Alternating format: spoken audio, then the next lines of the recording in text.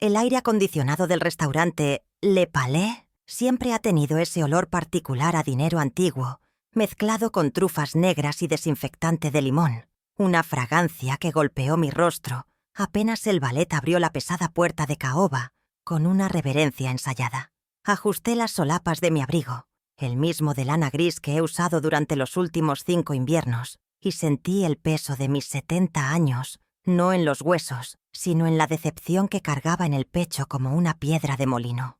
Había llamado a Sergio temprano, con esa esperanza absurda que las madres nunca perdemos, sugiriendo una cena tranquila, quizás en ese bistró italiano que le gustaba de niño, pero su rechazo fue rápido, adornado con excusas de trabajo y fatiga extrema que yo, en mi infinita ingenuidad, decidí creer. Sin embargo, la intuición de una mujer que ha dirigido una empresa durante 4 décadas no se apaga con la jubilación. Es una alarma silenciosa que empezó a sonar en mi cabeza, empujándome a salir de casa, sola, hacia el lugar más exclusivo de la ciudad, guiada por una sospecha que me helaba la sangre más que el viento nocturno. Avancé entre las mesas vestidas con manteles de lino egipcio, ignorando la mirada inquisitiva del maître que seguramente se preguntaba qué hacía Lucía Ferrer, sola en una noche de martes, caminando con la determinación de un general en territorio enemigo. El sonido del piano en vivo,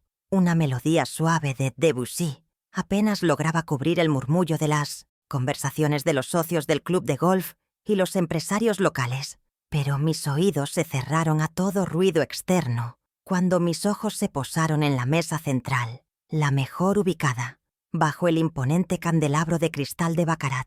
Allí, iluminados como actores en un escenario grotesco, estaban ellos, mi hijo Sergio, riendo con la boca abierta, su esposa Inés, luciendo un vestido que jamás vi en las bolsas de compras que trae a casa, y Rosalía, su madre, alzando una copa de cristal fino, con la arrogancia de quien se cree dueña del castillo, brindando con un champán que, por el color dorado y la etiqueta que vislumbré a la distancia, costaba más que la pensión mensual de mis antiguos empleados. En ese preciso instante, mientras el mundo parecía detenerse en una pausa cinematográfica, mi teléfono celular vibró dentro de mi cartera con la urgencia de una sentencia judicial, rompiendo mi parálisis momentánea. Lo saqué con calma, mis manos firmes a pesar de la tormenta interna, y la pantalla iluminada confirmó lo que mis ojos ya sabían, pero con la brutalidad de los números precisos.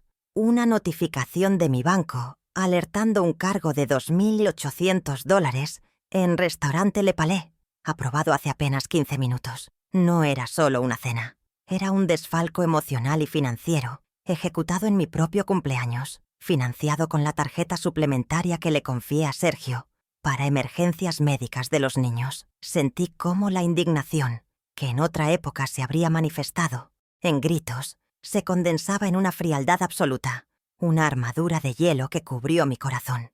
Guardé el teléfono en mi mano como si fuera un arma cargada y retomé mi marcha hacia su mesa, observando cómo la risa de Sergio se congelaba en una mueca de terror al verme surgir de la penumbra del salón. Sergio fue el primero en reaccionar, atragantándose visiblemente con una cucharada de caviar que seguramente ni siquiera sabía apreciar, mientras sus ojos buscaban desesperadamente una salida que no existía entre las sillas de terciopelo. Se puso de pie torpemente, casi derribando una copa de agua, y balbuceó con la voz aguda de un niño atrapado en una travesura imperdonable. «Mamá, no es lo que piensas. Por favor, es una cena de negocios con la madre de Inés. Estamos discutiendo inversiones importantes para el futuro de la familia».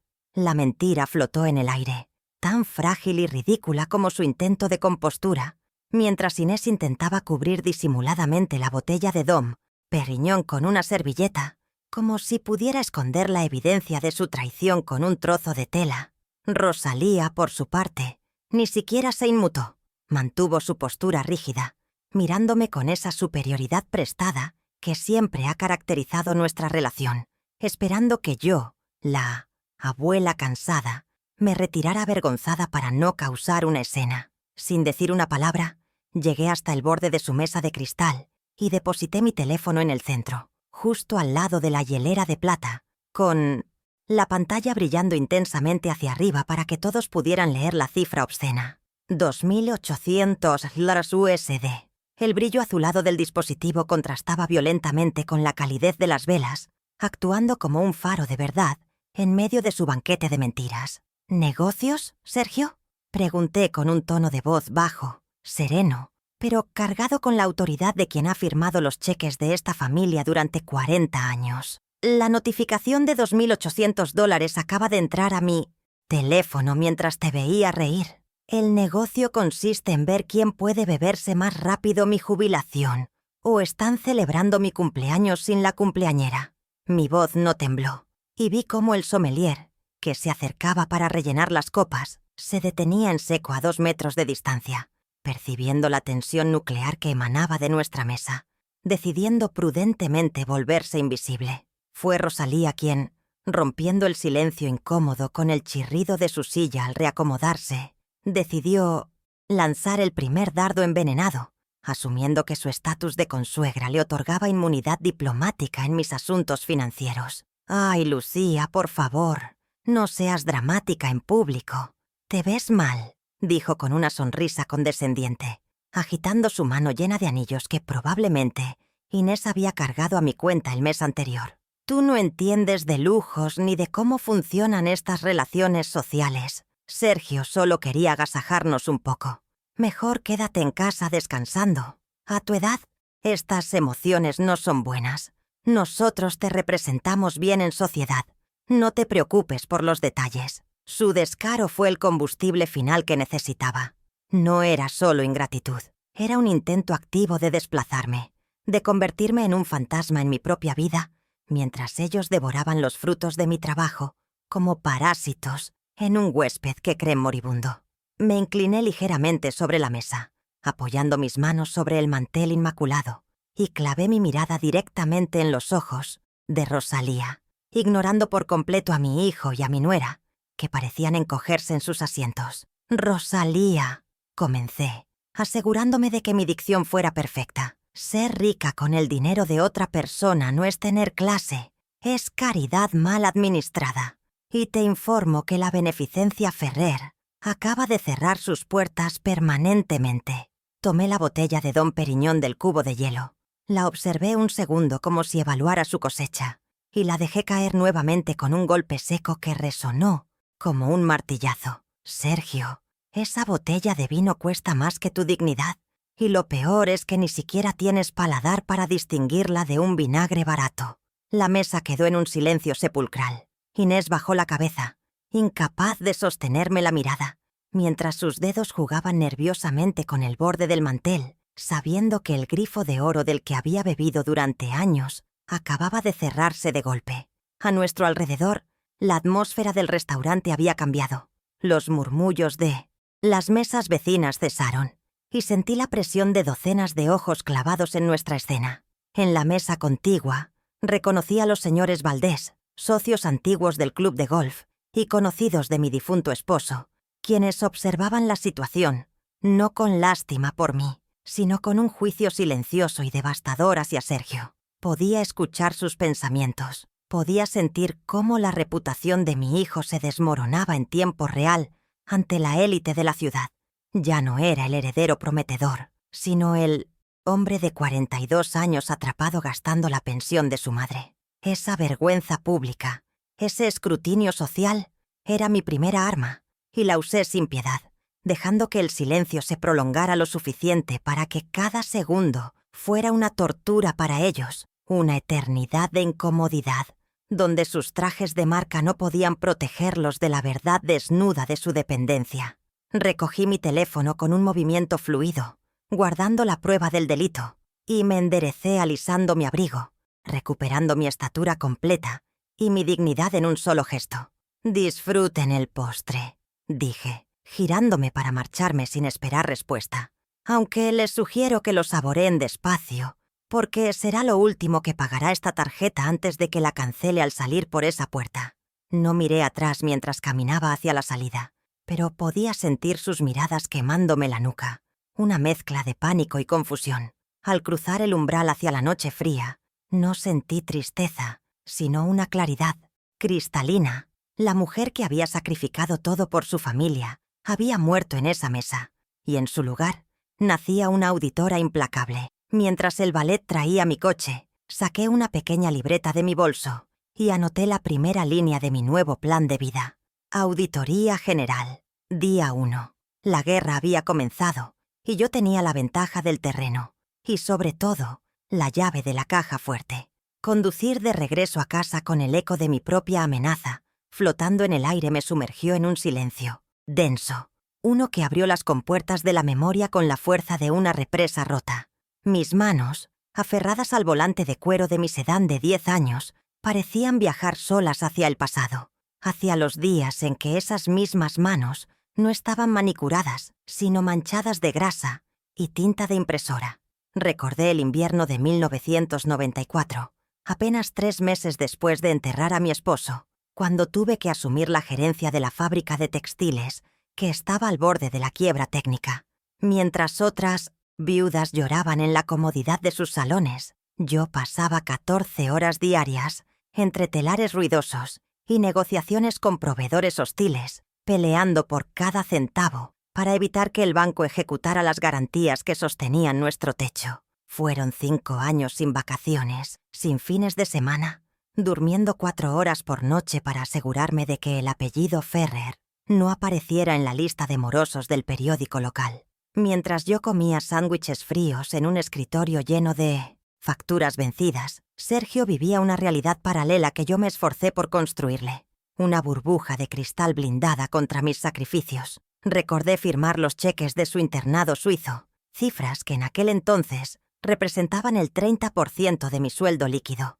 Casi $3.000 mensuales para que él aprendiera a esquiar y a hablar francés con acento parisino. Habilidades que yo consideraba inversiones para su futuro liderazgo. Nunca le conté las veces que tuve que postergar la reparación del techo de nuestra casa antigua para que él pudiera ir a esos viajes de verano a la Toscana con sus amigos millonarios. Yo quería que él se sintiera un igual entre ellos, sin saber que estaba criando a un hombre que terminaría despreciando el origen del dinero que financiaba su mimetismo social. Él veía los resultados mágicos de mi trabajo, pero jamás vio el sudor, la angustia y las humillaciones que costaba mantener esa magia operativa. La imagen más dolorosa, sin embargo, llegó con el recuerdo de 2015, el año de la gran traición patrimonial que yo misma permití bajo la máscara del amor maternal. Sergio se había encaprichado con la idea de vivir en la zona más exclusiva de la ciudad, alegando que necesitaba una dirección prestigiosa para cerrar negocios y establecerse socialmente con Inés. Para cumplir ese capricho, vendí las 40 hectáreas de tierras productivas en el sur, un patrimonio que mi abuelo había tardado 50 años en consolidar. Recuerdo la firma en la notaría, el dolor físico de entregar las escrituras de la tierra fértil a cambio de un cheque de $700.000, una suma astronómica que fue transferida íntegramente a la compra del penthouse dúplex, donde ahora ellos brindan con mi champán. Sacrifiqué un activo que generaba renta pasiva real por un pasivo de lujo que solo generaba gastos de mantenimiento. Todo para ver a mi hijo sonreír y decir: ahora sí estamos al nivel que merecemos, mamá. Ese departamento de $700.000 no fue el fin, sino el comienzo de una hemorragia financiera que he taponado mes tras mes con una disciplina espartana. He calculado mentalmente las transferencias. Desde hace 8 años, deposito religiosamente $9.000 cada día primero del mes en la cuenta conjunta de Sergio e Inés. Al principio lo llamaron ayuda temporal, mientras su supuesta consultora despegaba. Hoy es un sueldo vitalicio por existir. He financiado las reformas de una cocina de mármol de Carrara, en la que Inés jamás ha cocinado un huevo, pagando facturas de contratistas infladas que sumaron otros $45.000 en 2018, mientras yo seguía viviendo en mi casa de siempre, reparando las mismas tuberías viejas y postergando la pintura de mi fachada para no desequilibrar el flujo de caja que ellos devoraban con la voracidad de termitas insaciables. La disparidad entre mi austeridad y su despilfarro Se me hizo insoportable al recordar la Navidad pasada en el garaje de ese mismo edificio. Inés hizo un escándalo monumental porque su camioneta SUV, comprada hacía apenas 2 años por $60,000, ya hacía ruidos raros y no estaba a la altura de las de sus amigas del club de tenis. Exigió, con lágrimas de cocodrilo y gritos ahogados, que necesitaban cambiarla por el modelo nuevo de $85,000 para seguridad de los niños. Yo estaba allí, parada junto a mi viejo sedán, escuchando cómo descartaban un vehículo de lujo como si fuera basura, mientras yo calculaba si mi presupuesto anual soportaría tal golpe. Accedí, como siempre, firmando el aval bancario, convencida por Sergio de que sería la última gran petición. ¡Qué mentira tan cara! Esa noche regresé a casa y miré mi propio reflejo en el espejo. Llevaba el mismo abrigo de lana gris que compré en una liquidación hace 5 años. Una prenda digna pero desgastada. El uniforme de quien ahorra para que otros gasten. No solo fueron bienes raíces y vehículos, fueron los préstamos de inversión que desaparecieron en el abismo de la incompetencia de Sergio. Hace 3 años me pidió $50,000 para una startup tecnológica que, según él, nos haría multimillonarios en 6 meses. Le entregué el dinero de mi fondo de retiro personal, confiando en su visión. 6 meses después, no había empresa, ni prototipo, ni explicaciones claras, solo fotos de un viaje de networking a las Maldivas que costó curiosamente la misma cantidad que la inversión inicial. Nunca le cobré, nunca le pedí auditoría. Acepté su silencio como una respuesta, tragándome la decepción para no herir su frágil ego masculino. He sido cómplice de mi propio desfalco, permitiendo que mi hijo juegue al empresario exitoso con el capital que yo sudé, gota a gota, validando su fantasía de éxito sin esfuerzo. También recordé las matrículas de los colegios de mis nietos, facturas trimestrales de $12,000 que llegan directamente a mi correo electrónico porque el sistema de Sergio siempre falla. Adoro a mis nietos, pero he notado cómo crecen con la misma ceguera selectiva de su padre, creyendo que el dinero brota de los cajeros automáticos y que la abuela es una fuente inagotable de recursos, no una persona con necesidades propias. En el último cumpleaños de mi nieta, Inés contrató una empresa de eventos que cobró $5,000 por una fiesta de 4 horas con ponis reales en el jardín. Cuando sugerí que era excesivo, Rosalía me miró con desdén y dijo: «Lucía, no le quites la magia a la niña por tu tacañería». Tacañería. La palabra resonó en mi cabeza mientras conducía. Llaman tacañería a la prudencia que pagó esos ponis, esa casa y la ropa de marca que llevaban puesta. La ingratitud de Inés tiene su propio capítulo en este libro de contabilidad emocional.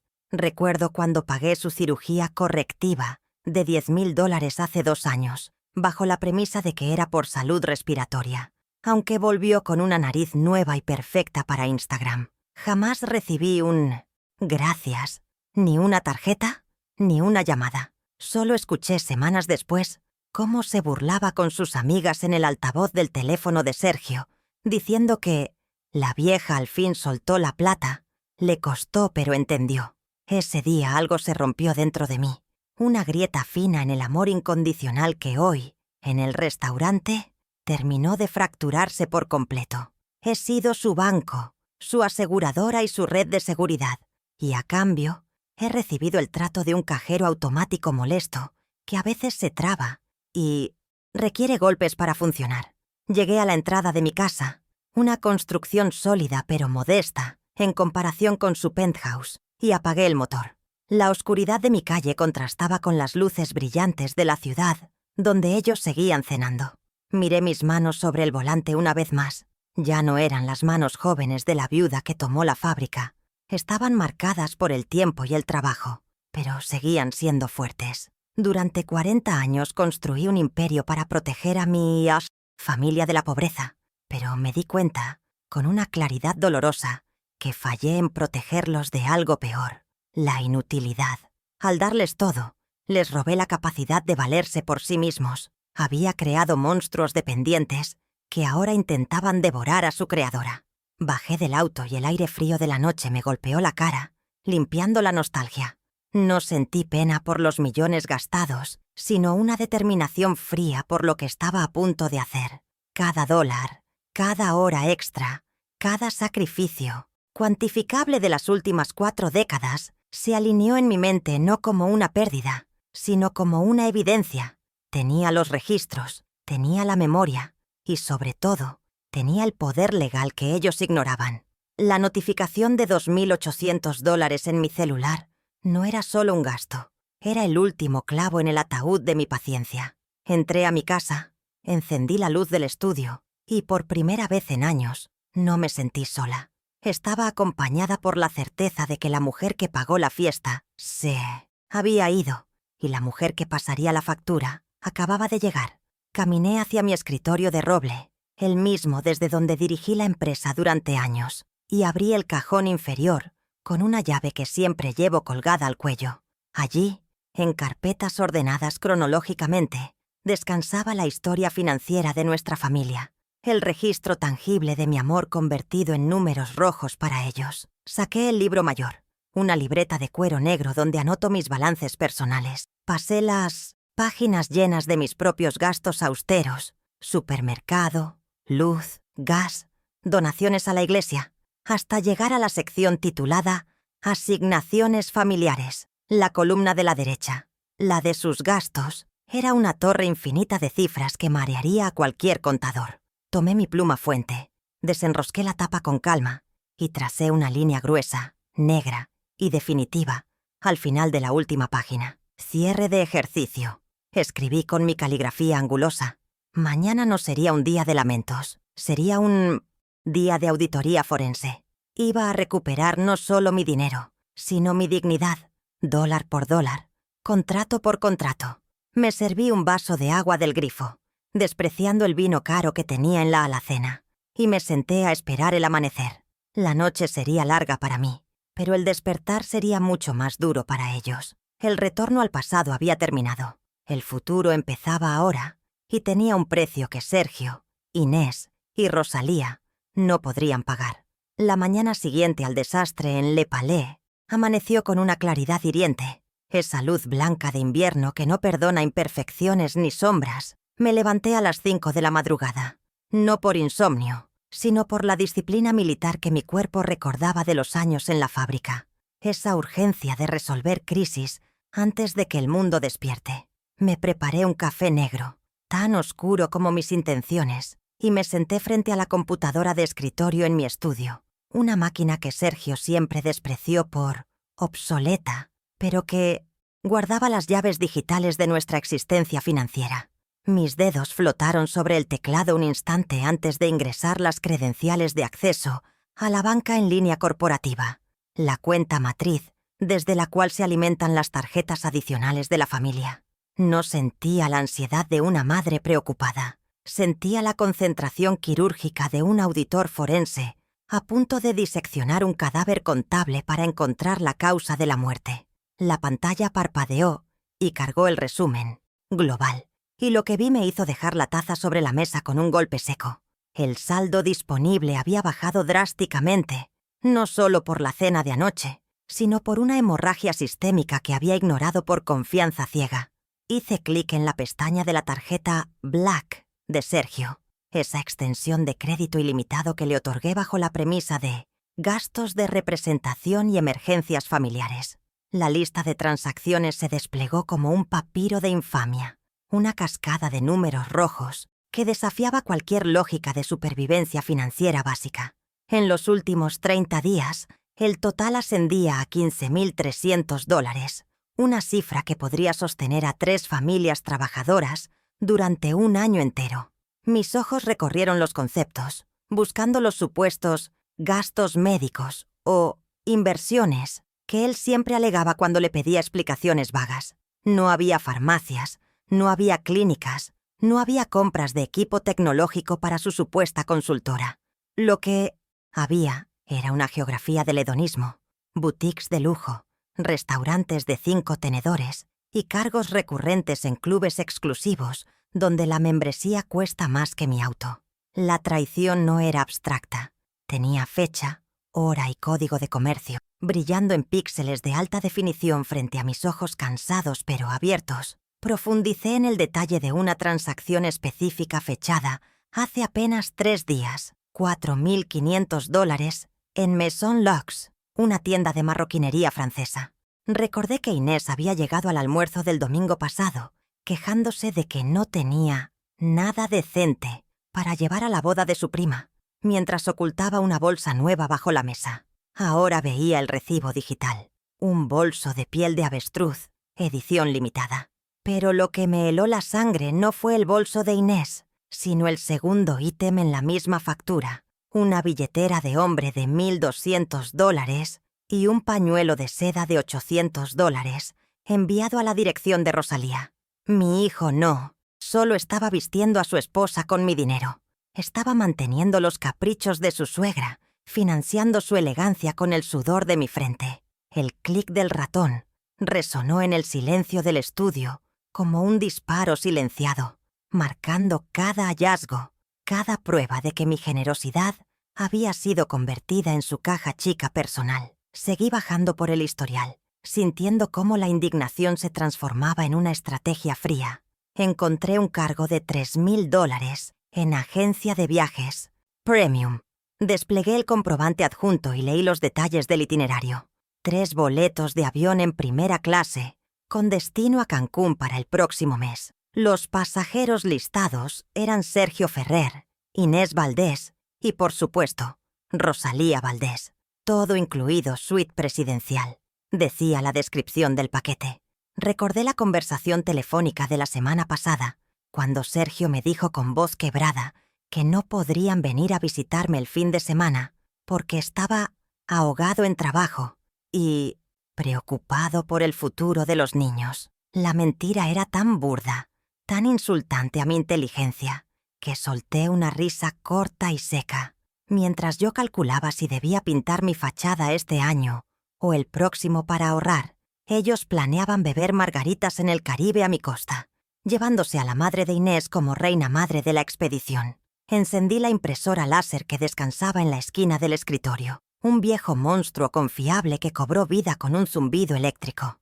Necesitaba que esto dejara de ser píxeles en una pantalla y se convirtiera en papel, en peso físico, en evidencia que pudiera poner sobre una mesa y que no pudiera ser borrada con un error del sistema. Imprimí los extractos de los últimos 6 meses, resaltando con un marcador amarillo fluorescente cada gasto superfluo, cada mentira, cada abuso. El sonido rítmico de la impresora escupiendo hojas calientes fue la banda sonora de mi despertar.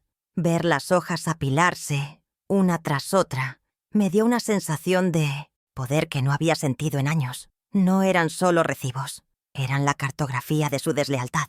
Tomé la pila de papeles, todavía tibios, y sentí su textura rugosa bajo mis yemas. Esto era real. Esto era un arma. Y apenas estaba cargando la munición más ligera de mi arsenal. Me levanté de la silla, mis articulaciones protestando levemente por la tensión, y caminé hacia la pared opuesta, donde un cuadro genérico de un paisaje marino ocultaba la caja fuerte empotrada. Giré la combinación mecánica, la fecha de nacimiento de mi difunto esposo, un número que Sergio jamás se molestó en memorizar, y la pesada puerta de acero se abrió con un chirrido metálico. Dentro, el olor a papel añejo y documentos legales me golpeó. Busqué la carpeta de cuero marrón etiquetada como propiedades inmobiliarias. Necesitaba confirmar algo que mi memoria aseguraba, pero que mi paranoia reciente cuestionaba. Saqué la escritura original del penthouse dúplex donde viven, ese monumento al ego de $700.000.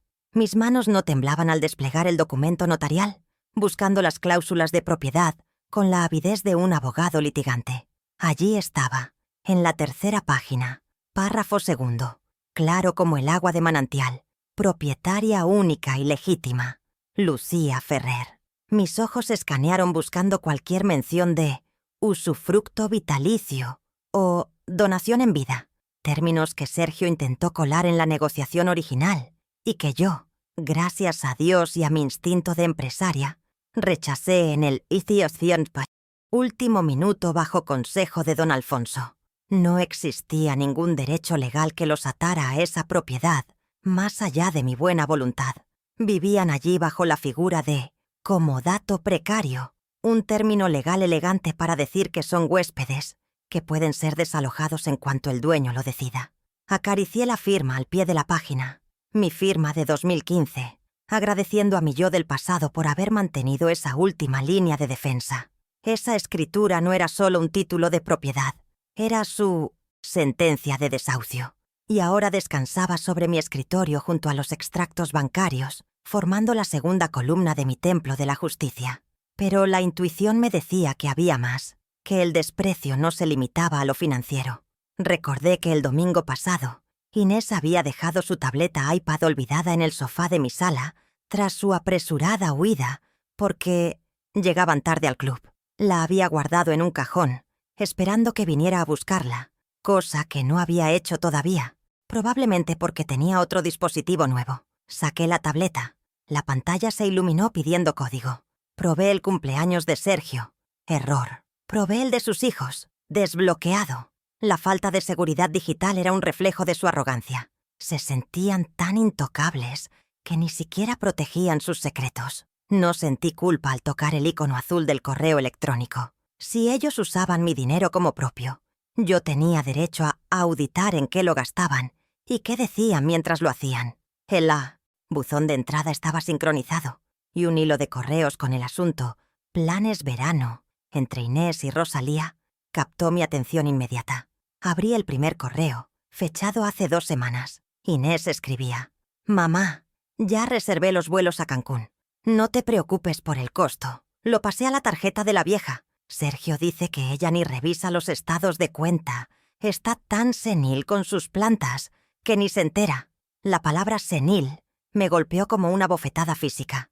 Yo que llevo la contabilidad de una empresa y recuerdo cada cumpleaños, reducida a una anciana despistada en su narrativa perversa. Pero fue la respuesta de Rosalía la que me hizo apretar la mandíbula hasta sentir dolor. «Ja, ja, ja, perfecto, hija. Esa vieja tacaña no sabe disfrutar la vida. Asegúrate de pedir la suite grande. Por cierto, ¿ya hablaste con Sergio sobre el retiro de lujo? Creo que después del viaje sería buen momento para plantearle que ella estaría mejor cuidada allá y nosotros podríamos administrar las cuentas sin tener que pedirle permiso para cada centavo». Me quedé paralizada, releyendo la frase «retiro de lujo». No era un spa, era un eufemismo para un asilo. Estaban planeando incapacitarme, encerrarme en una institución dorada para quitarme el control total de mi patrimonio. La traición había escalado de robo a secuestro legal. Mi libertad estaba en juego. Sentí un frío glacial recorrer mi espalda. No de miedo, sino de una claridad aterradora. Ya no eran mi familia. Eran conspiradores activos contra mi vida y mi libertad.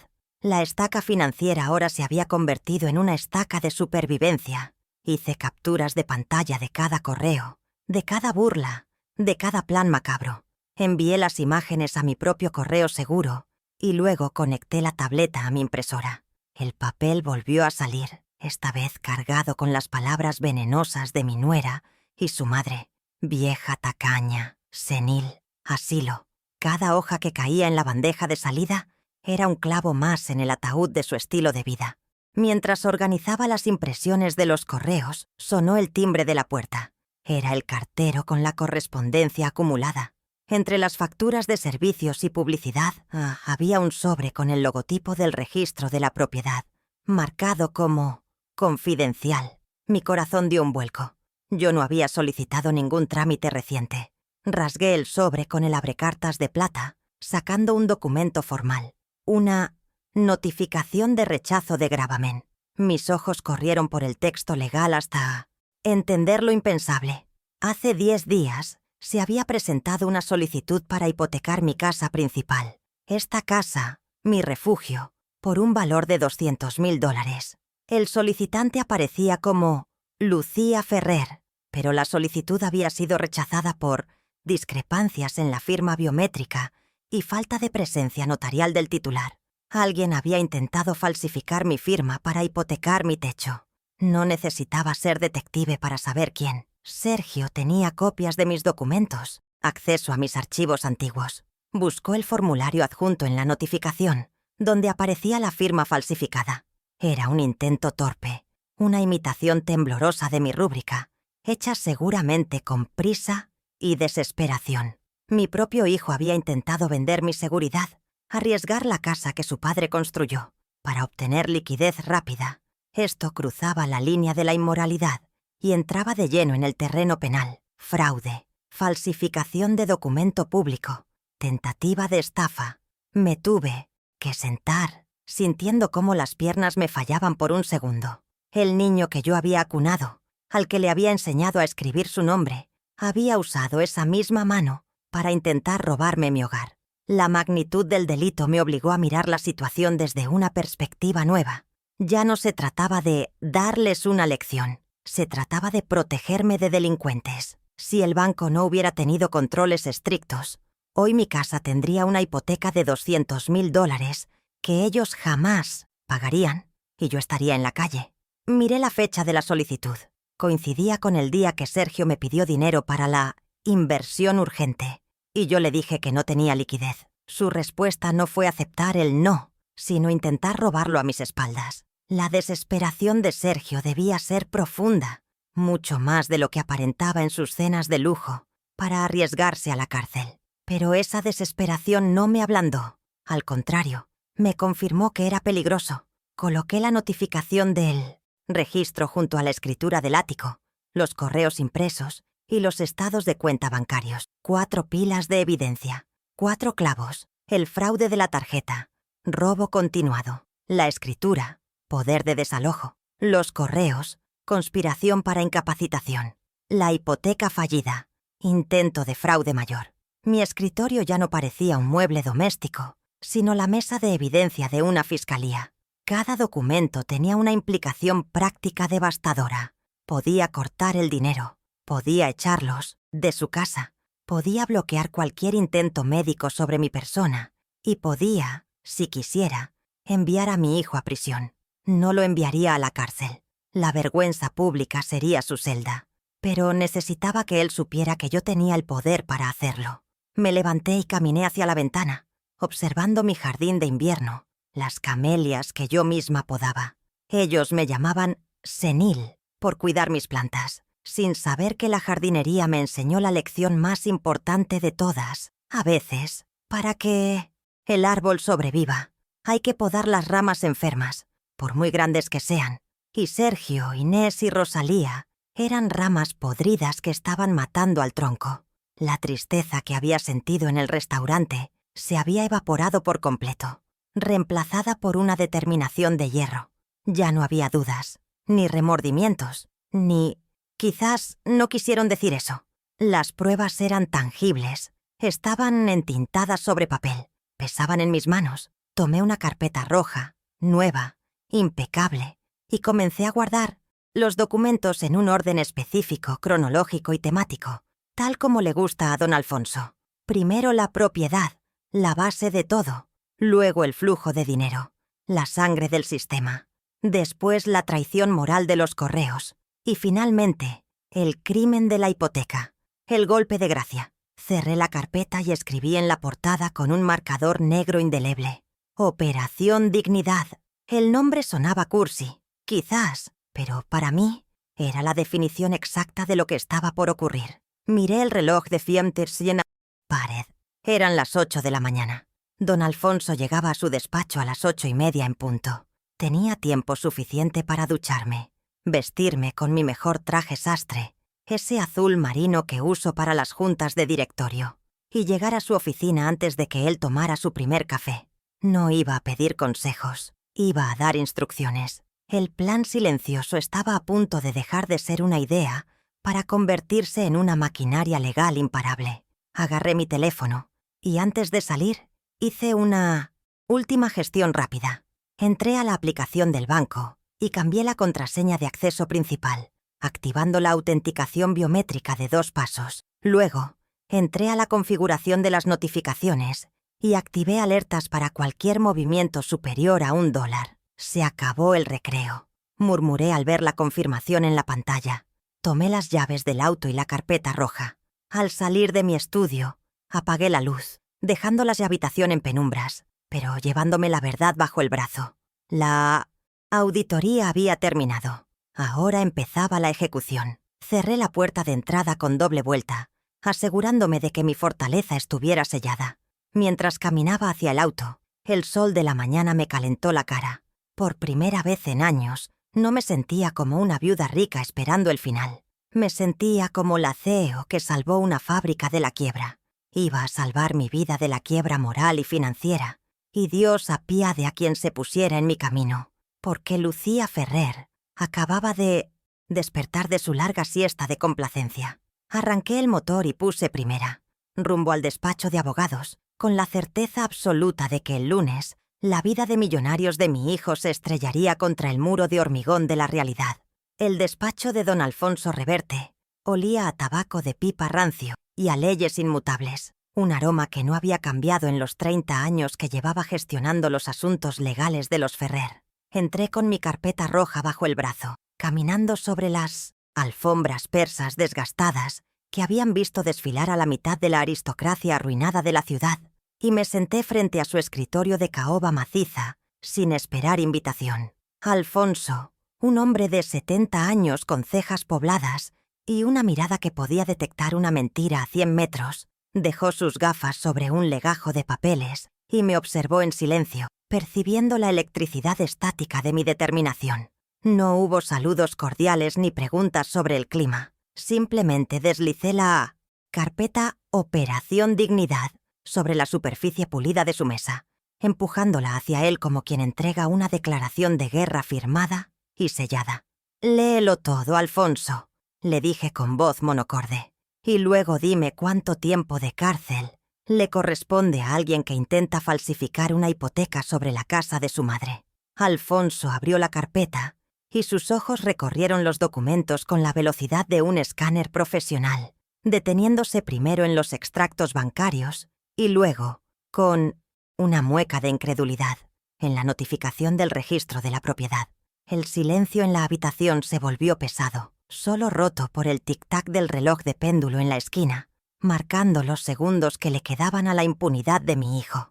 Cuando llegó a los correos impresos donde planeaban mi encierro en el asilo, vi cómo sus nudillos se blanqueaban al apretar el papel. Alfonso había sido el mejor amigo de mi difunto esposo, y veía a Sergio casi como a un sobrino, lo que hacía que la traición le doliera doblemente. Cerró la carpeta con un suspiro profundo, se quitó las gafas para frotarse el puente de la nariz y me miró con una gravedad que confirmaba mis peores sospechas. «¿Quieres denunciarlo penalmente, Lucía?», preguntó con voz ronca. «Con esto, un juez le dicta prisión preventiva antes del almuerzo». «No», respondí tajante. «La cárcel es demasiado privada. Quiero justicia pública y financiera. Quiero que redactes la revocación total de poderes ahora mismo». Mientras su secretaria tecleaba frenéticamente en la máquina de escribir eléctrica en la sala contigua, Alfonso y yo diseñamos la arquitectura legal de mi venganza. Redactamos un documento de cese de comodato precario, estableciendo que el uso gratuito del penthouse terminaba con efecto inmediato, invocando la cláusula de ingratitud que la ley contempla pero que pocas madres se atreven a usar. No me tembló la voz al dictar las nuevas condiciones. A partir de la fecha de notificación, si deseaban permanecer en el inmueble, deberían firmar un contrato de arrendamiento estándar. «¿El precio de mercado para esa zona es de 3.800?» sugirió Alfonso consultando una tabla. «Ponle $4.500», corregí sin pestañear. «Incluye una prima por el desgaste acelerado de mis muebles y por la molestia moral de tenerlos como inquilinos. Y quiero una cláusula de desalojo express por falta de pago al primer mes vencido». Alfonso anotó la cifra. 4.500 USD, subrayándola 2 veces con su pluma estilográfica, validando el precio de mi dignidad. La mañana avanzaba y cada documento firmado era un eslabón menos en la cadena que me ataba a sus abusos. Firmé la revocación de la tarjeta de crédito corporativa y la anulación de su firma autorizada en las cuentas de la empresa familiar, cortando de raíz su acceso al capital operativo que había estado drenando. Alfonso me miró con respeto. reconociendo a la mujer de negocios que había estado dormida bajo la piel de la abuela, consentidora. «Hay algo más, Alfonso», dije mientras me levantaba para irme. «Necesito que prepares un acta notarial para el domingo. Vas a venir a almorzar a la casa de Sergio. Bueno, a mi casa». Él asintió, entendiendo que su presencia sería el sello de legitimidad que impediría cualquier escena histérica de Inés. «Allí estaré, Lucía, con el notario adjunto si hace falta». Salí de su oficina con la carpeta roja, ahora más pesada, cargada con las armas legales necesarias para recuperar mi vida, sintiendo que el aire de la calle era un poco más ligero, aunque la tormenta real apenas se estaba formando en el horizonte. Mi siguiente parada fue la sucursal central del banco, un edificio de vidrio y acero, donde me conocían por mi nombre de pila. Pedí hablar directamente con el gerente regional, el señor Vargas, quien me recibió con la deferencia reservada para los clientes de alto patrimonio, ofreciéndome café y galletas que rechacé con un gesto de mano. Nos sentamos en su pecera de cristal y fui directo al grano, sin preámbulos sociales. «Señor Vargas, necesito reestructurar los límites de las tarjetas adicionales vinculadas a mi cuenta maestra», dije, sacando los plásticos que llevaba en mi cartera para referencia. Él abrió el sistema, sonriendo servicialmente. «Por supuesto, señora Ferrer. ¿Desea aumentarlos para algún viaje?».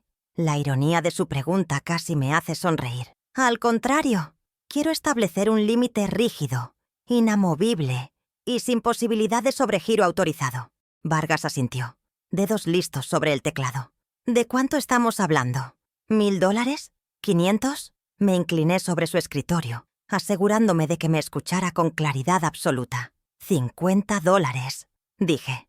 El gerente detuvo sus manos y me miró parpadeando, seguro de haber escuchado mal. ¿50,000, señora Ferrer?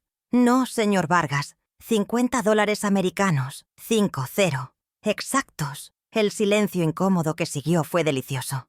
«Eso apenas cubre un almuerzo ligero», balbuceó él confundido. «Exactamente», repliqué.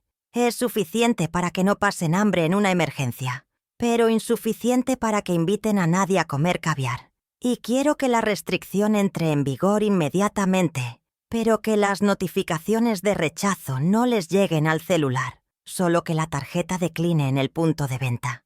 Quería el factor sorpresa. Quería que sintieran la vergüenza del rechazado, en público, sin aviso previo. Vargas, viendo la dureza en mis ojos, no hizo más. Preguntas y tecleó la orden. «Hecho. Límite de 50 USD activo». Salí del banco sintiendo una satisfacción perversa. Había convertido sus tarjetas de crédito, black, ilimitadas en simples plásticos decorativos inservibles. Imaginé la próxima vez que Inés intentara deslizar su tarjeta en el salón de belleza o Sergio quisiera pagar una ronda de tragos. El sistema los escupiría con la indiferencia fría de un algoritmo. Pero mi trabajo del día no había terminado. El jueves y el viernes pasaron en Middle-earth una calma tensa. Yo no respondí sus llamadas, alegando a través de la empleada doméstica que estaba indispuesta y descansando, alimentando su narrativa de que estaba vieja y débil, lo cual les daría confianza para seguir gastando hasta el domingo. Ellos creían que mi silencio era debilidad. No sabían que era la calma antes del tsunami. Aproveché esos días para organizar mis propios archivos, separando las facturas de lo que yo había comprado legítimamente para la casa de lo que ellos habían añadido, preparándome para el inventario físico. El sábado llegó con un cielo gris plomizo. Sabía por las redes sociales de Inés, que ahora monitoreaba con una cuenta anónima, que estarían todo el día en el club de polo, celebrando un torneo irrelevante, donde seguramente Sergio fingía jugar. Era mi ventana de oportunidad. Tomé mi juego de llaves de repuesto del penthouse y conduje hasta el edificio. El conserje me saludó con cariño, sin sospechar que yo entraba como una espía en mi propia propiedad. Subí en el ascensor privado, viendo los números de los pisos cambiar, sintiendo mi corazón latir no por miedo a ser descubierta, sino por la adrenalina de la invasión. Al abrir la puerta principal, el olor me golpeó. Una mezcla de perfume caro, flores marchitas y encierro. El aire acondicionado estaba a 18 grados, un desperdicio energético absurdo para una casa vacía. Caminé por el salón principal como un fantasma, observando el estado de mi inversión. Las alfombras persas que me costaron $12,000 en una subasta tenían manchas de vino tinto que nadie se había molestado en limpiar profesionalmente. Los muebles de diseño italiano, piezas de cuero blanco inmaculado, mostraban arañazos de negligencia. Saqué mi cámara digital y comencé a documentar todo. Foto de la mancha, foto del arañazo, foto de una obra de arte original, un cuadro de un pintor local famoso que estaba colgado torcido y con el marco astillado. Cada imagen era una prueba más para el juicio moral que se avecinaba. No estaba invadiendo su privacidad.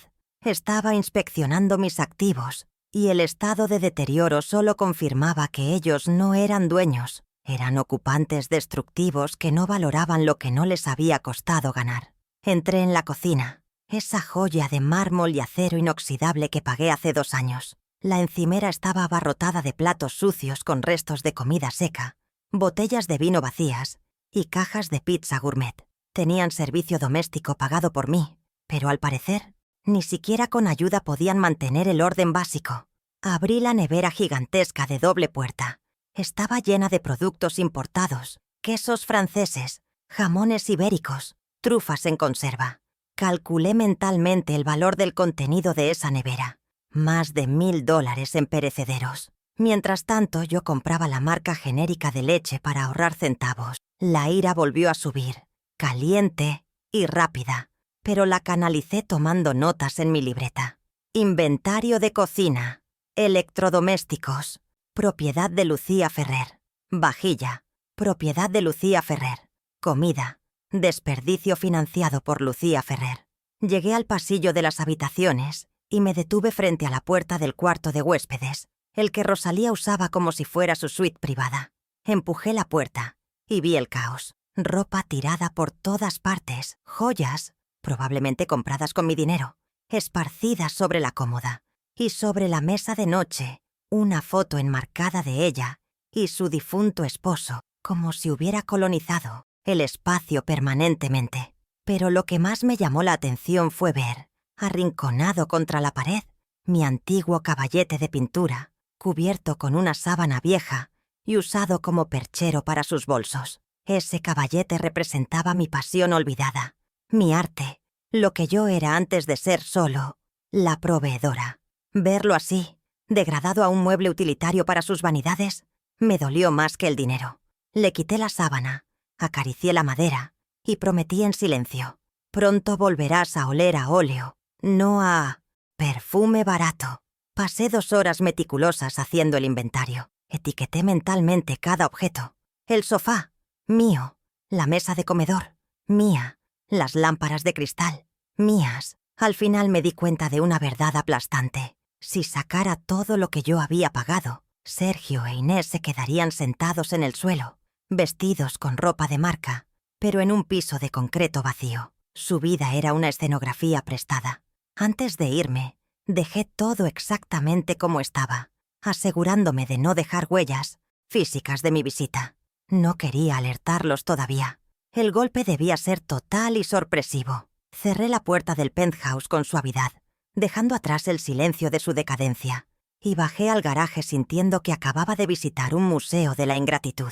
El domingo por la mañana me desperté con una calma sobrenatural. Era el día. Sabía, gracias a una llamada casual al servicio de catering favorito de Inés, que habían encargado un brunch para 20 personas a las 11 de la mañana. El pedido ascendía a $1,800. Inés había dado el número de la tarjeta suplementaria para el cobro, el cual se procesaría en el momento de la entrega, a las 10:30. Sonreí ante el espejo mientras me cepillaba el cabello. A las 10:30, el repartidor intentaría pasar la tarjeta y se encontraría con mi muro de $50. El pánico comenzaría entonces. Sería el primer dominó en caer. Me vestí con cuidado deliberado.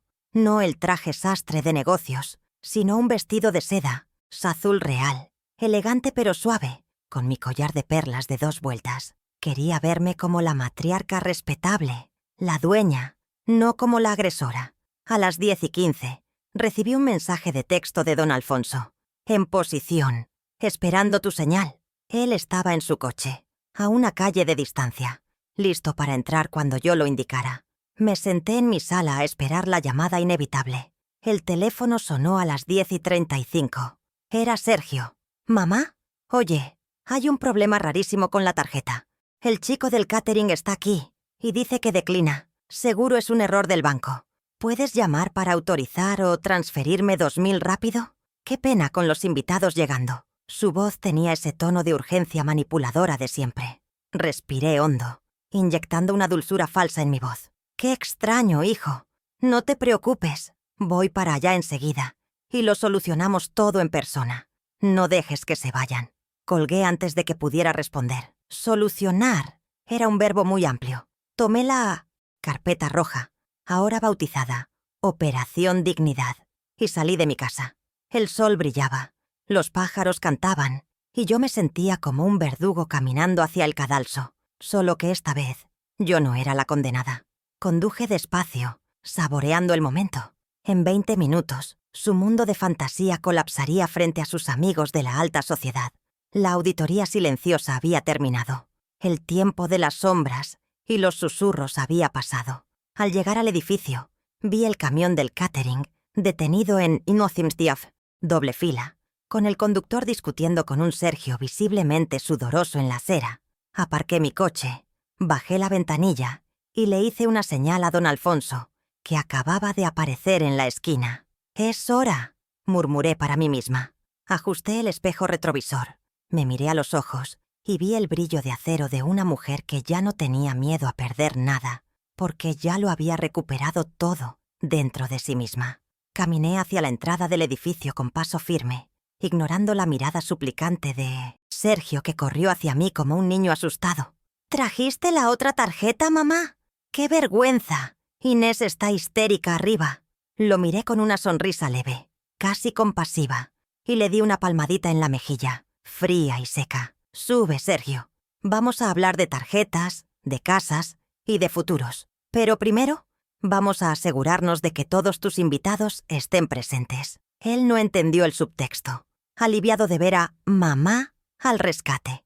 Entramos juntos al ascensor, él pensando que yo iba a pagar la cuenta y yo sabiendo que iba a cobrarla.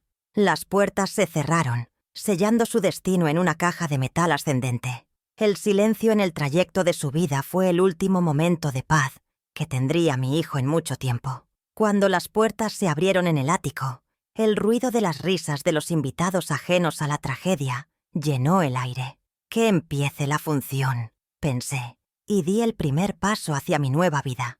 Las puertas del ascensor se abrieron directamente al vestíbulo del ático, revelando una escena que parecía sacada de una revista de sociedad, pero con el volumen subido a un nivel vulgar. El murmullo de 20 personas bebiendo cócteles a las 11 de la mañana chocó contra nosotros, una pared de risas frívolas y tintineo de copas que contrastaba con el pánico sudoroso de Sergio a mi lado. Sin embargo, antes de que pudiéramos dar un paso hacia la fiesta, el gerente del catering, un hombre corpulento con uniforme negro impecable y una tableta electrónica en la mano, nos bloqueó el paso con la postura rígida de un guardia de seguridad. Su expresión no era de servicio, sino de cobranza hostil.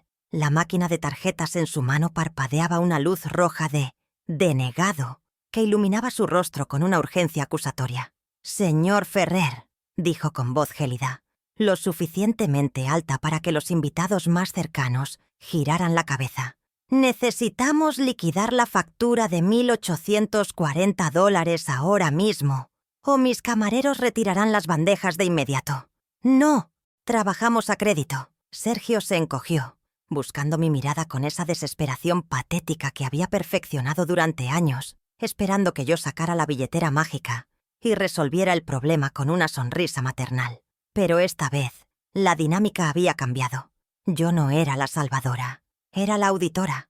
Mantuve el silencio durante 5 segundos eternos, dejando que la vergüenza se asentara en los hombros de mi hijo, observando cómo se retorcía las manos. «Mamá, por favor», susurró entre dientes, «te lo devuelvo mañana. Es un error del banco. No me hagas esto frente a los Valdés». Sonreí con una frialdad que él desconocía. Abrí mi bolso despacio, saboreando su ansiedad, y saqué mi chequera personal, un objeto arcaico que rara vez usaba, pero que hoy tenía un propósito pedagógico específico. «No hay errores bancarios, Sergio», respondí con calma. «Solo hay límites que se alcanzan. Pagaré esto, pero no es un regalo. Es un préstamo puente con intereses». Escribí la cifra con mi pluma fuente, asegurándome de que mi caligrafía fuera clara y legible.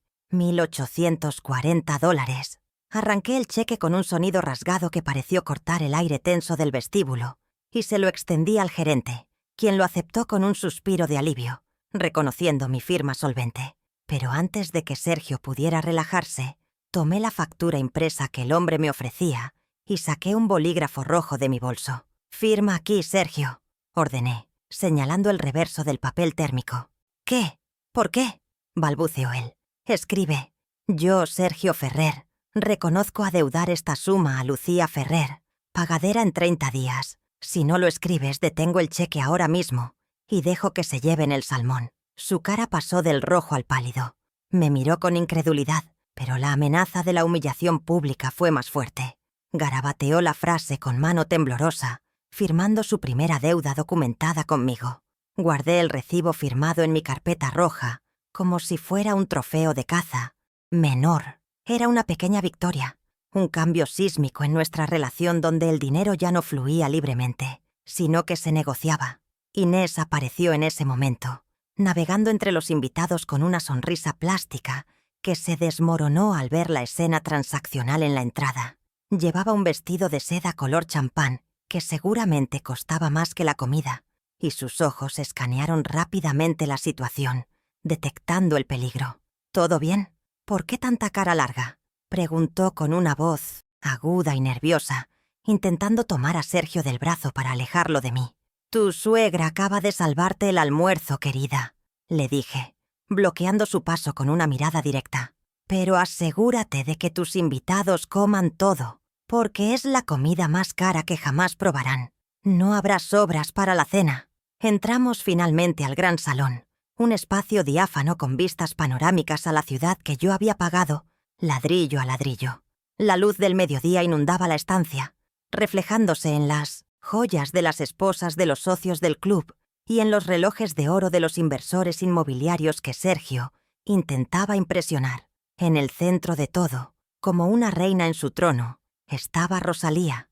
Estaba sentada en mi sillón favorito, con una copa de mimosa en una mano y gesticulando con la otra, contando alguna anécdota donde seguramente ella era la heroína. Al vernos entrar, su rostro se iluminó no con alegría, sino con esa satisfacción depredadora de quien cree que su presa ha caído en la trampa.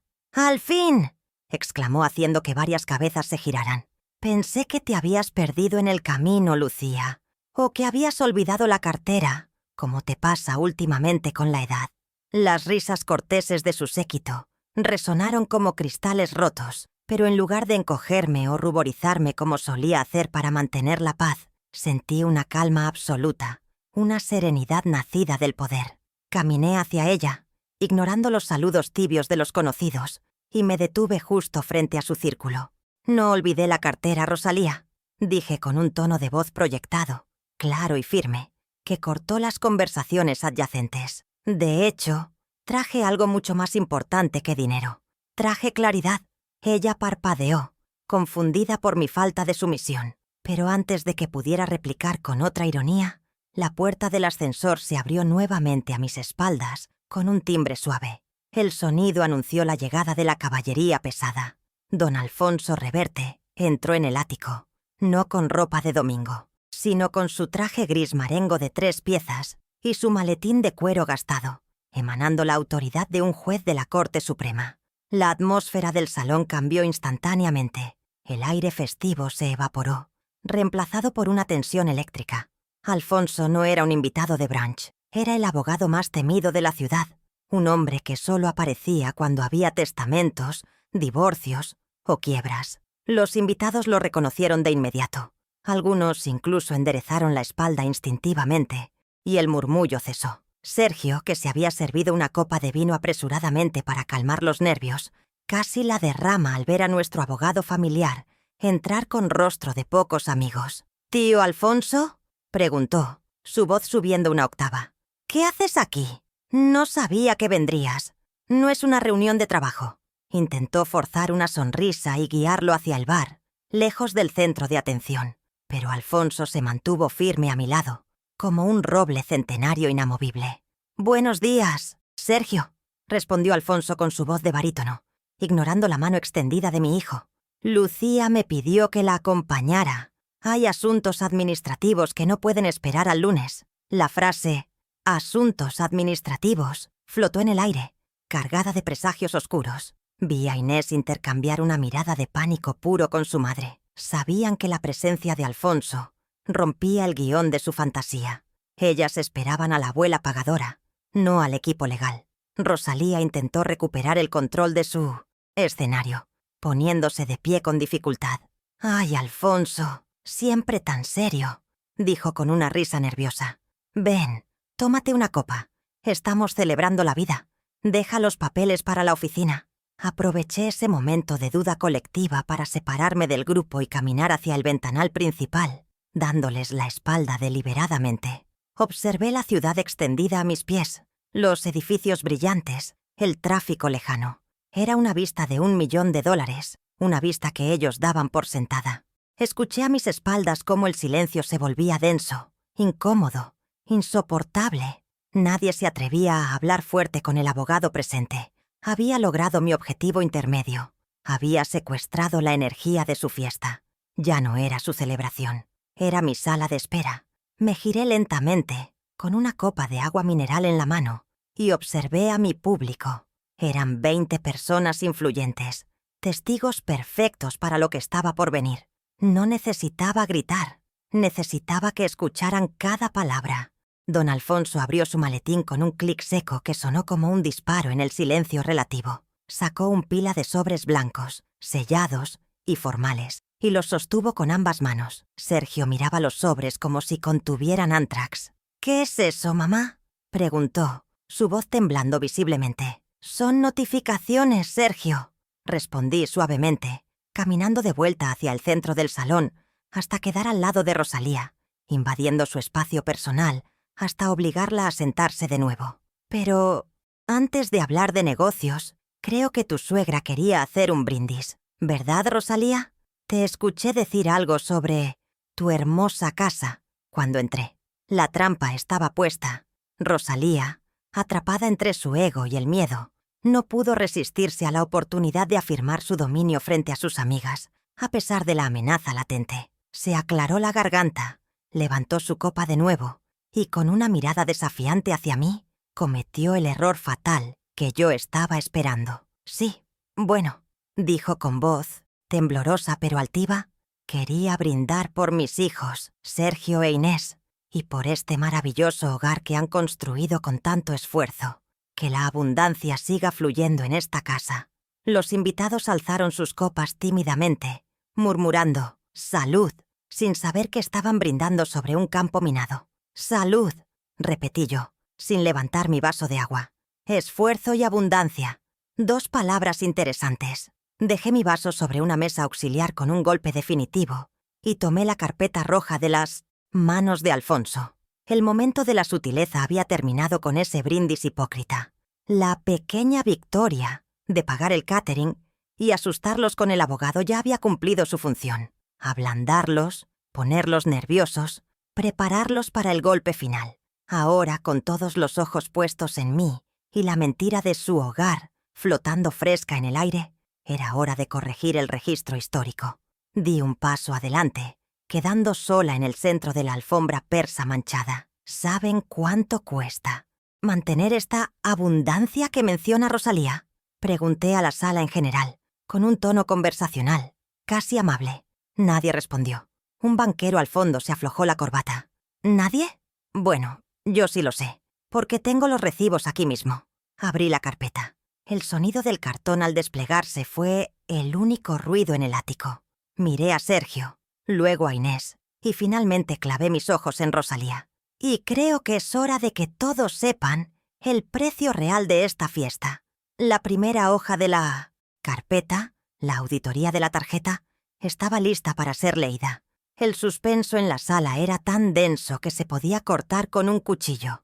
El show principal estaba a punto de comenzar. Caminé con lentitud deliberada hacia el enorme televisor de 80 pulgadas que dominaba la pared principal del salón. Un aparato de última generación que Sergio había comprado hace 3 meses, alegando que era vital para ver los partidos de fútbol en alta definición. Saqué mi teléfono celular del bolsillo. Ese dispositivo que ellos creían que yo apenas sabía usar para llamar. Y con un movimiento fluido, activé la función de duplicar pantalla.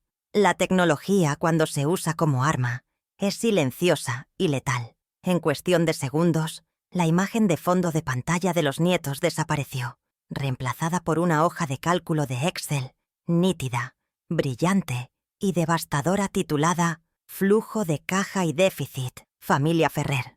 El contraste de las celdas rojas sobre el fondo blanco iluminó la habitación oscurecida por las cortinas a medio cerrar, proyectando la verdad contable sobre los rostros atónitos de los invitados, quienes dejaron sus canapés en el aire, hipnotizados por la obscenidad de los números expuestos. «Si vamos a hablar de abundancia», comencé, mi voz resonando con la acústica perfecta del ático. «Vamos a definirla con precisión matemática». Señalé la primera columna con el puntero láser, que don Alfonso me había pasado discretamente. «Aquí vemos el ingreso mensual que yo deposito en la cuenta de Sergio e Inés. $9.000. 9.000. Una cifra que supera el salario anual de muchos, entregada cada 30 días libre de impuestos». Hice una pausa para dejar que el número se asentara en la mente de los amigos de Rosalía, muchos de los cuales seguramente asumían que Sergio era un empresario exitoso por mérito propio. «Y aquí», deslicé el dedo por la pantalla táctil para hacer scroll hacia abajo, revelando una cascada interminable de filas rojas. «Vemos en qué se invierte esa abundancia. No en educación, no en salud, no en ahorro. Se gasta en mantener una fachada». El silencio en la sala era tan profundo que se podía escuchar el zumbido del refrigerador de vinos en la cocina. Avancé hacia la siguiente diapositiva virtual, una composición gráfica de los extractos de la tarjeta Black que Inés tanto amaba exhibir. Amplié la imagen de la sección de gastos suntuarios del último mes, donde la cifra de $15.000 brillaba como una señal de neón acusatoria. «Inés», dije mirándola directamente a los ojos, que ahora estaban llenos de lágrimas de rabia contenida. «Tú le dijiste a tus amigas que este año fue difícil para el negocio de Sergio. Y tienes razón. Fue difícil porque gastaste $4.500 en bolsos y zapatos en una sola tarde». Los murmullos empezaron a brotar entre los invitados. Las miradas se desviaban de la pantalla a los zapatos de marca que Inés llevaba puestos, ahora convertidos en evidencia de un robo familiar. Ella intentó abrir la boca para protestar, para inventar una excusa sobre regalos o descuentos, pero yo no le di ni un segundo de aire. «Pero no es solo ropa», continué, girándome hacia Rosalía, quien permanecía sentada, aferrada a su copa vacía como si fuera un salvavidas en medio de un naufragio. Toqué la pantalla nuevamente y apareció el recibo de la agencia de viajes. 3 pasajes en primera clase a Cancún, suite presidencial. «¿Reconoces esto, Rosalía? Es el viaje que planearon la semana pasada, el mismo día que Sergio me dijo que no tenía dinero para pagar la reparación del coche». La indignación en la sala cambió de dirección. Ya no era curiosidad, era juicio. Los invitados, gente de dinero que valora la discreción y el respeto a la jerarquía financiera, miraban a la suegra parásita con un desdén palpable. Haber sido expuesta gastando el dinero de la consuegra para sus propias vacaciones de lujo era una violación de las reglas no escritas de su clase social. Rosalía se puso roja, balbuceando algo sobre necesidad de descanso, pero su voz se perdió en la inmensidad de su vergüenza. «Sin embargo, el dinero se recupera», dije, bajando el tono para atraerlos más hacia mi narrativa, preparando el terreno para el golpe de gracia. «Lo que no se recupera es la confianza cuando hay un delito de por medio». Hice una señal a don Alfonso, quien dio un paso adelante con la solemnidad de un verdugo, sacando de su maletín el documento más dañino de todos, la notificación del registro de la propiedad con el sello de rechazado por fraude. Lo sostuve en alto, mostrando la firma falsificada ampliada en la pantalla de televisión, para que nadie tuviera que forzar la vista. Esto, señores, es una solicitud de hipoteca sobre mi casa, la casa donde viví con mi esposo. Alguien intentó pedir $200,000 usando mi nombre y falsificando mi firma. El jadeo colectivo fue audible. El fraude bancario contra la propia madre no es un chisme, es un crimen. Sergio se desplomó en el Ocean Theatre sofá, cubriéndose la cara con las manos, incapaz de sostener la mirada de los socios de su club. Sergio, le hablé con una suavidad que cortaba más que los gritos. ¿Pensaste que el banco no me avisaría? ¿O creíste que ya estaba tan senil, como dicen tus correos, que firmaría cualquier cosa sin leer? La mención de los correos fue la estocada final para Inés y Rosalía. Proyecté las capturas de pantalla de su conversación sobre el retiro de lujo. Las frases «vieja tacaña» y «asilo» aparecieron en letras gigantes, inmortalizadas en alta definición. Leí en voz alta la frase de Rosalía. Nosotros podríamos administrar las cuentas sin tener que pedirle permiso. Me giré hacia la audiencia, que ahora miraba a la familia anfitriona con horror absoluto. Ahí lo tienen. No querían cuidarme. Querían encerrarme para saquear lo que queda de mi patrimonio sin testigos. Eso no es familia. Es una asociación ilícita. La atmósfera en el ático ya no era de fiesta. Era de tribunal penal. Algunos invitados comenzaron a dejar sus copas en las mesas, buscando sus bolsos y chaquetas, desesperados por disociarse de esa familia tóxica. Pero yo no había terminado. Necesitaba dictar sentencia. Don Alfonso me entregó el siguiente juego de documentos. 3 carpetas azules con el logotipo de su bufete. Las consecuencias de sus acciones empiezan hoy, en este instante, anuncié, lanzando la primera carpeta sobre la mesa de centro de cristal. Consecuencia número 1. La mesada de $9,000 se cancela permanentemente. A partir de este momento, el saldo de ayuda familiar es 0. Tendrán que trabajar para pagar sus propios vicios. Inés soltó un sollozo ahogado, dándose cuenta de que su estilo de vida acababa de ser guillotinado. Consecuencia número 2, dije, lanzando la segunda carpeta con más fuerza. El coche. La camioneta de lujo que Inés conduce está a nombre de la empresa. Mañana a las 8 de la mañana vendrá una grúa a recogerla para su venta. Si quieren transporte, les sugiero que aprendan a usar el autobús o compren uno con el dinero que Sergio supuestamente gana. Sergio levantó la cabeza, pálido como un cadáver. Sin el coche y sin la mesada, su estatus social estaba aniquilado, pero faltaba la joya de la corona, el techo bajo el que nos cobijábamos. Miré alrededor del lujoso salón, las vistas, los muebles que yo pagué. Y consecuencia número 3, esta casa. Tomé la escritura original que confirmaba mi propiedad absoluta y la sostuve junto al nuevo contrato que Alfonso había redactado. Ustedes viven aquí gratis, bajo un comodato que acabo de revocar por ingratitud legalmente probada. Tienen 2 opciones y deben decidir ahora, frente a todos sus testigos. Hice una pausa dramática, dejando que el peso de la realidad aplastara sus expectativas. Opción A.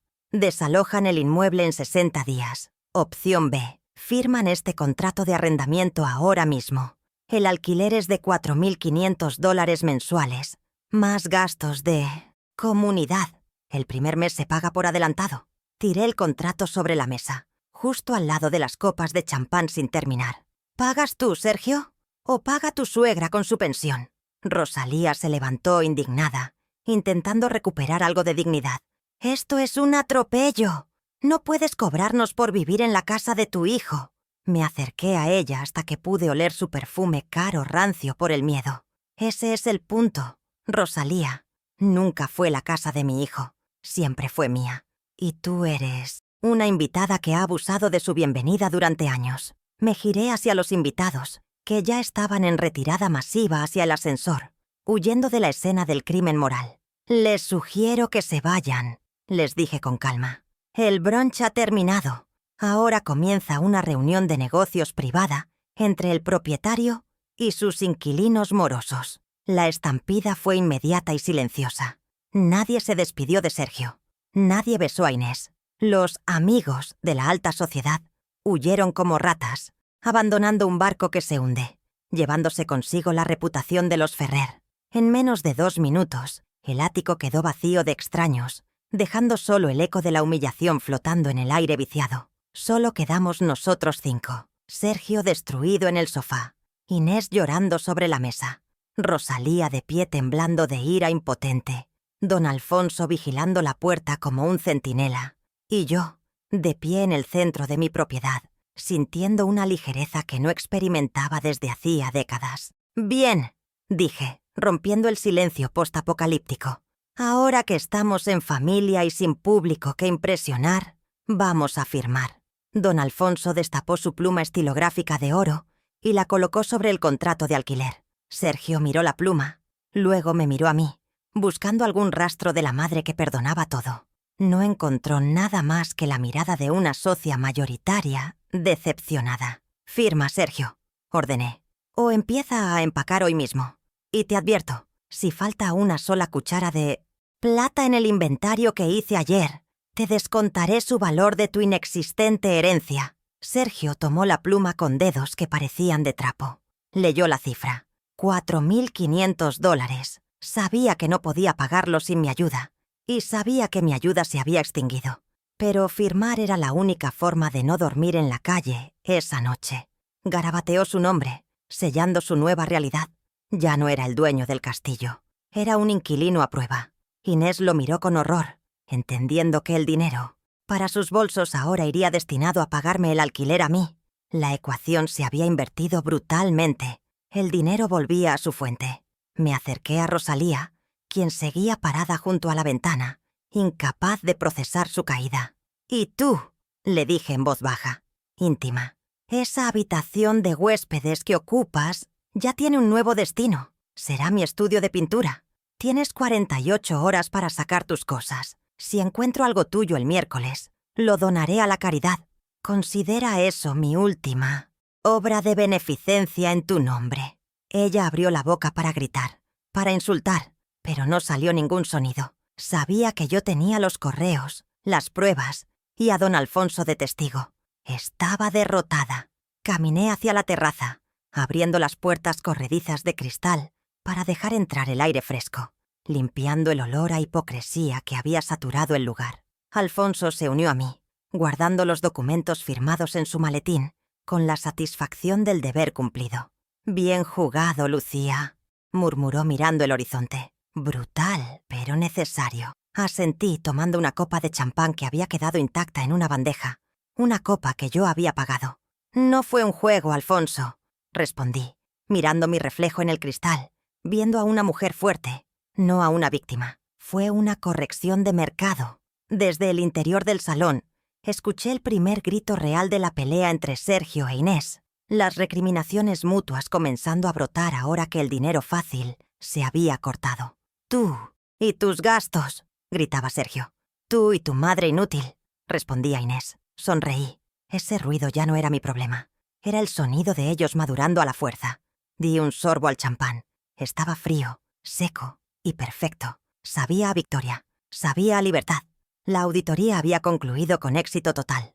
Las 48 horas de plazo que le di a Rosalía pasaron con la rapidez de un reloj de arena, cayendo hacia lo inevitable. El miércoles por la mañana llegué al ático no para visitar, sino para supervisar la ejecución de mi sentencia. No hubo choferes privados, ni despedidas lacrimógenas en el vestíbulo. Solo vi a mi consuegra arrastrando 2 maletas gigantescas hacia un taxi amarillo común y corriente que esperaba en la calle, lejos del glamour de los servicios de transporte ejecutivo que solía cargar a mi cuenta.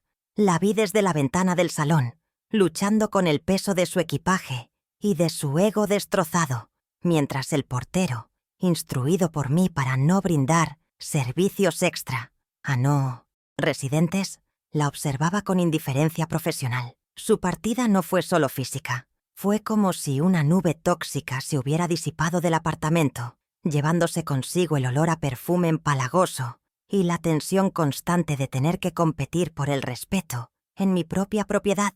Cuando el taxi dobló la esquina y desapareció en el tráfico, Sentí que las paredes de la casa respiraban aliviadas por primera vez en años, recuperando el silencio que el caos de su presencia había robado. Subí a la que había sido su habitación de huéspedes, armada con bolsas de basura industrial y una determinación higiénica.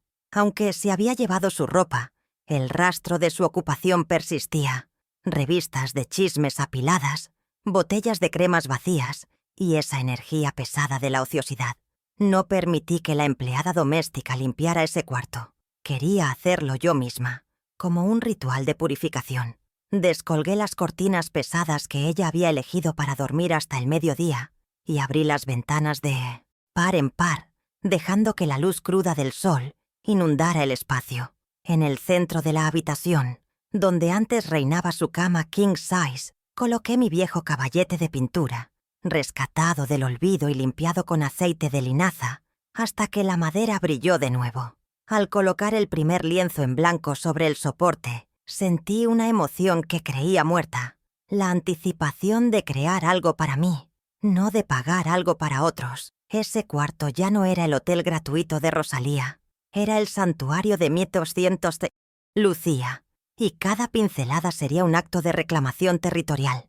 Al día siguiente, la segunda fase de la reestructuración golpeó la realidad de Inés con la fuerza de un mazo. A las 8 en punto, tal como prometí, la grúa de la empresa de leasing llegó por la camioneta sub de lujo. Estaba tomando café en la cocina cuando vi a Inés correr hacia el interfono, pálida y desmaquillada, gritando que debía ser un error. «No es un error, es una devolución de activo», le dije sin levantar la vista de mi periódico. La vi bajar en pijama, intentando negociar con el operario de la grúa, ofreciéndole dinero que no tenía, pero el hombre solo cumplía órdenes corporativas firmadas por mí.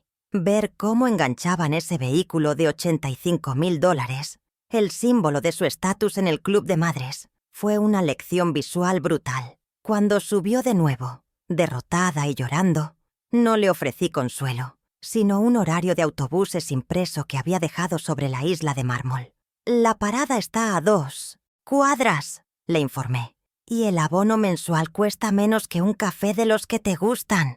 La adaptación de Sergio a la nueva economía familiar fue un proceso doloroso de observar, pero necesario, como ver a un niño aprender a caminar después de haber sido cargado demasiado tiempo. Sin la tarjeta de crédito ilimitada y sin el coche de la empresa, su mundo se encogió drásticamente. Lo vi esa primera semana sentado en el comedor, rodeado de clasificados de empleo y facturas reales de servicios públicos que ahora estaban a su nombre. Por primera vez en su vida, estaba calculando el costo de la luz, el agua y el gas, apagando luces compulsivamente y quejándose de que el aire acondicionado gasta mucho. Sonreí internamente ante la ironía. Se estaba convirtiendo en la persona tacaña que tanto criticaban, ahora que el dinero salía de su bolsillo.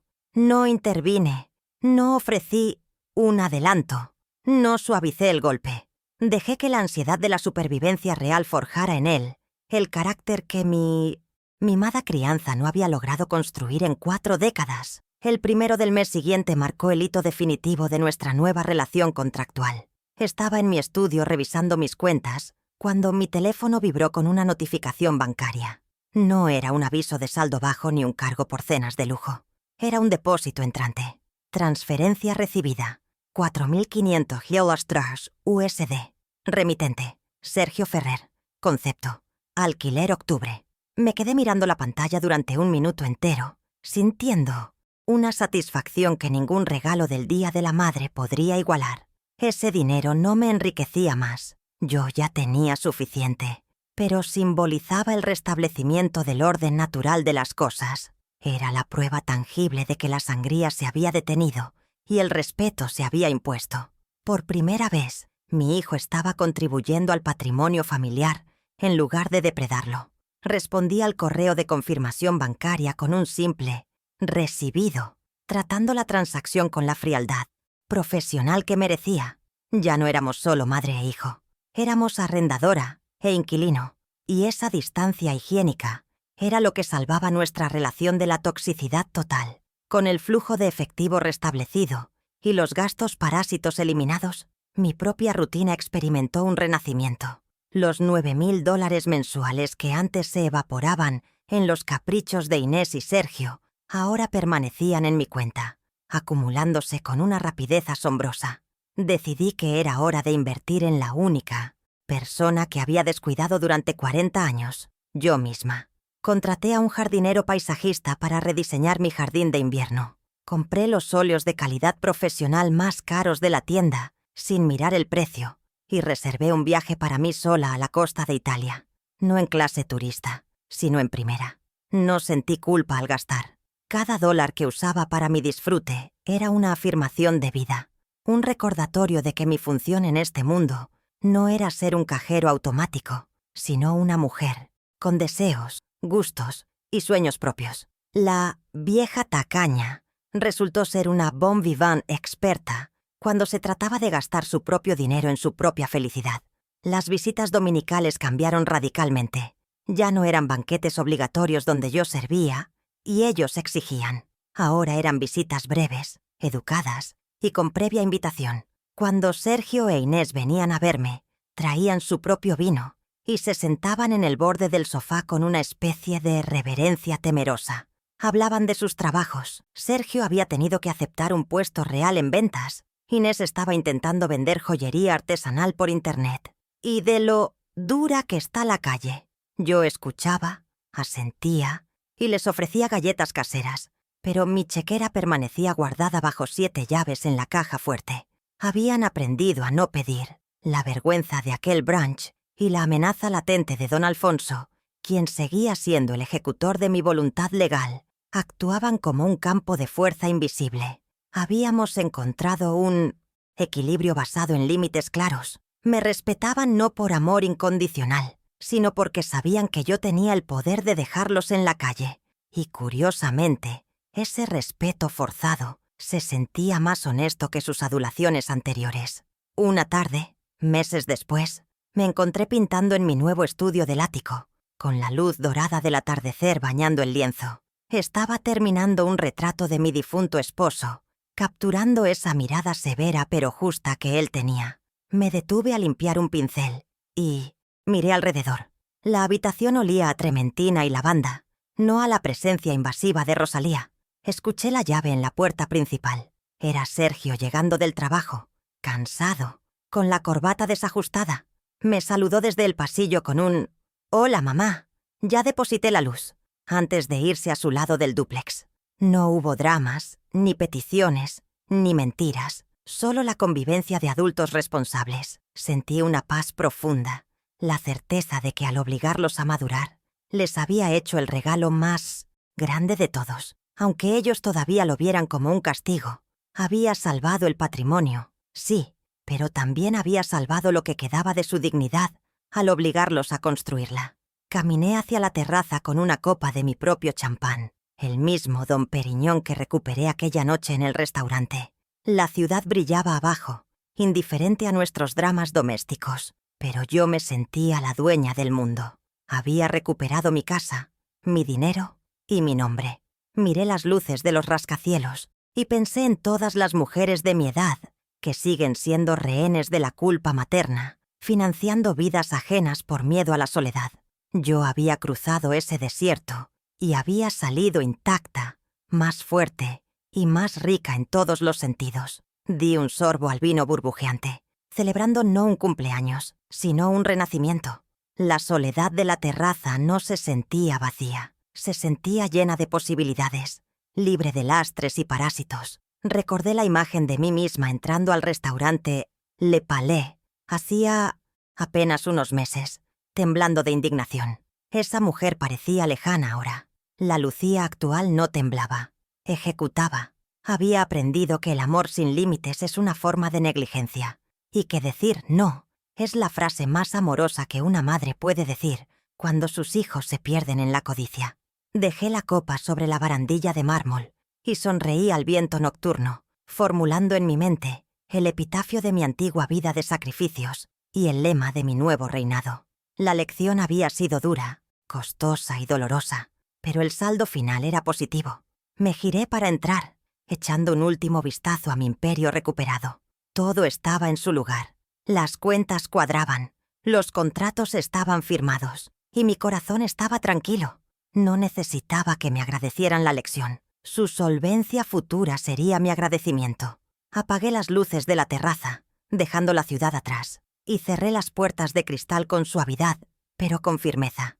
Mientras caminaba hacia mi dormitorio, pasé frente al espejo del vestíbulo y me detuve un segundo. Ya no veía a la viuda cansada, veía a la matriarca, y con esa certeza pronuncié para mí misma la conclusión de esta auditoría vital, las palabras que definirían el resto de mis días. La dignidad no tiene precio, pero mantener a parásitos, eso me costaba $9,000 al mes. Ya no más.